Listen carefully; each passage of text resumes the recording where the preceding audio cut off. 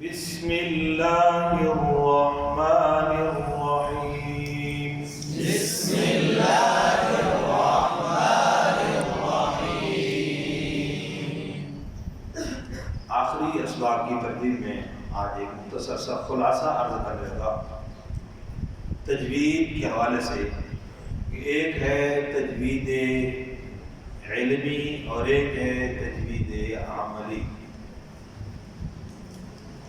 ایک تو علمی اور عملی اس اعتبار سے ہے کہ ساری تجوید کا جاننا علمی حوالے سے فرض کفایہ ہے، اور دوسرا ساری تجوید کے مطابق جو پڑھنا اور خصوصاً حروف کے جو متعلقہ اہم باتیں مخارج اور صفات لازمہ کے حوالے سے ہیں وہ فرض عین۔ کیا ہے بھائی؟ مخارج اور صفات لازمہ کے ساتھ جو ہے وہ پڑھنا کیا ہے؟ فرض عین ہے۔ ایک تو یہ تقسیم ہے۔ دوسری علمی اور عملی کے حوالے سے یہ ہے کہ وہ ہمارے عمل میں چیزیں آتی ہیں اور جو ہمیں ہر وقت یاد رکھنی چاہیے، یاد رہنی بھی چاہیے۔ نمبر ایک عملی تجوید کے حوالے سے صفات، سب سے پہلے مخارج۔ کیا ہے بھائی؟ مخارج۔ نمبر دو صفات لازمہ۔ کیا ہے بھائی؟ صفات لازمہ۔ صفات لازمہ بہت زیادہ ہیں۔ کون کون سی زیادہ ہیں جس میں جو ہر طالب علم کو، بچے کو، خاص طور پہ استاد کو یاد ہوں؟ ان میں سے ہمس، جہر، شدت، رخوت، توسط، استعلا۔ ٹھیک، اس کے بعد غیر مقررہ قلقلہ، صفیر، تکرار، یعنی تقریر بھی کہتے ہیں، تکرار بھی، اور استطالت۔ یہ صفات لازمہ کا خلاصہ۔ آگے صفات عارضہ میں سے جو عملی طور پر ہمیں ہر وقت ضرورت پڑتی ہے، را کا موٹا اور باریک ہونے کی ضرورت پڑتی ہے۔ لفظ اللہ کا نام، را کے قاعدے، نون کے قاعدے ضرورت پڑتی ہے کہ نہیں؟ بولیں گے بچوں؟ اسی طرح میم کے قاعدے، غنہ، کبھی خا، کبھی اظہار۔ اسی طریقے سے مد، چھوٹی مد، بڑی، متصل، منفصل، وقف کی مد، جی، مد لازم، قلبی مسکل، حرفی مسکل، یہ مدیں سمجھ آئے۔ اس کے بعد ہے وقف۔ کیا ہے بھی؟ وقف بھی تفصیلی بہت زیادہ ہے، لیکن جو ہمیں ضرورت پڑتی ہے عملی حوالے سے وہ کیا ہے؟ وقف بالاسکان، وقف بالسکون، وقف بالابدال۔ ابدال دو طرح کے ہیں، دو زبر کی تنوین کو الف سے اور وہ تا کو آ سے۔ اس کے بعد پھر اور کون سے اور ہیں؟ رموز۔ کیا ہے بھائی؟ رموز میں جو اہم رموز ہیں وہ کون سی؟ نمبر ایک گول دائرہ دیتا ہے جس کو ہم آیت کہتے ہیں، ٹھیک ہے، نمبر ایک۔ نمبر دو میم پر جو وقف ہوتا ہے، میم کی جو رمز ہے وقف لازم کی آمد۔ نمبر تین واو، کون سا بھائی؟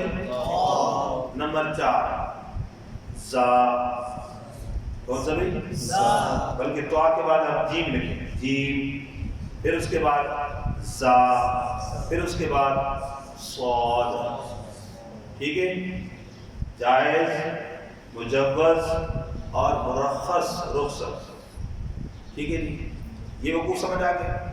یہ وقوف وہ رموز ہیں۔ اس کے علاوہ جن پر ہم وقف کریں، اور یہ جو میں نے پانچ بتائے، پانچ چھ وقف، یہ وقف ان پر جب وقف کر لیں تو پیچھے سے لوٹانے کی ضرورت نہیں ہے۔ سمجھ آ گیا؟ اس کے علاوہ جیسے وقف النبی، وقف جبرائیل، وقف غفران، وقف معانقہ، وقف منزل، یہ مختلف قسم کے جو قرآن میں سائڈ پر اشارہ کیا ہوتا ہے، لکھے ہوتے ہیں، ان جگہوں پر وقف ہو جائے تو پیچھے سے اعادہ کرنے کی ضرورت نہیں ہے، بلکہ باوات سے پڑھیں گے۔ ٹھیک ہے جی، تو یہ موٹی موٹی باتیں ہیں جن کا ہر استاذ کو علم ہونا، یہ عملی تجوید ہے۔ یہ کیا ہے بھائی؟ جتنی میں نے بتائی ہے یہ سب عملی ہے جو ہمارے پڑھنے میں روزمرہ استعمال ہوتی ہے، آتی ہے۔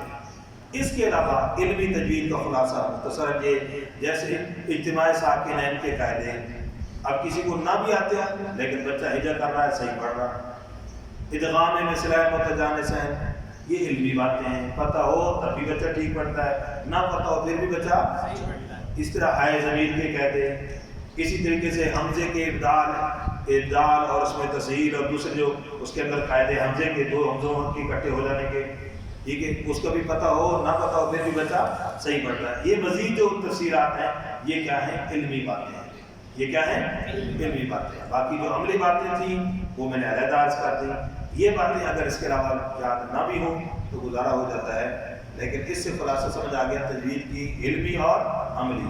اور علمی حوالے سے جیسے مقطوع اور موصول کی بحث ہے تو وہ علم نہ بھی ہو تو بچہ پڑھتا صحیح ہے، ٹھیک ہے، لیکن بہرحال اساتذہ کے لیے اس چیز کا جاننا بھی ضروری ہے۔ بہرحال آج میں مختصر سا خلاصہ تجوید علمی اور تجوید عملی کا عرض کر دیا، اور اللہ تعالیٰ سے دعا ہے اللہ تعالیٰ مجھے بھی اور ہم سب کو عمل کے اعتبار سے تجوید کو صحیح طریقے سے پڑھنے کی توفیق عطا فرمائے، اس لیے کہ تمام علوم علم ہونے کی حیثیت سے قبر میں ہمارے ساتھ نہیں جائیں گے، بلکہ عمل کی صورت میں ہمارے ساتھ قبر میں جائیں گے۔ اس لیے اس علم کو بھی اس طریقے سے ہم عمل کے اندر ڈھالیں تاکہ یہ علم جو ہم نے دنیا میں حاصل کیا یہی علم ہمیں قبر میں بھی کامیابی عطا فرمائے اور قبر میں بھی کام آئے۔ کریں گے میرے دن انشاءاللہ۔